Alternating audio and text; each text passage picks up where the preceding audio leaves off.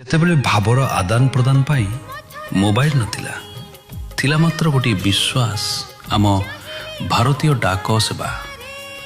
ଆଉ ସବୁଠୁ ପ୍ରିୟ ମଣିଷ ଥିଲେ ଆମ ଡାକବାଲା ମାମୁଁ। ସେ କେବଳ ଚିଠି ଆଣୁନଥିଲେ, ସେ ଆଣୁଥିଲେ ସମ୍ପର୍କର ଏକ ନୂଆ ପୃଷ୍ଠା।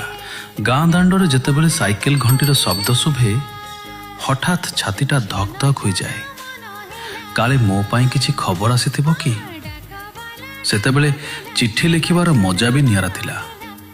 ଆରମ୍ଭ ହେଉଥିଲା ସେଇ ଧାଡ଼ିରୁ, ମୁଁ ଏଠାରେ ଭଲରେ ଅଛି, ଆଶା କରେ ତୁମେ ବି କୁଶଳରେ ଥିବ।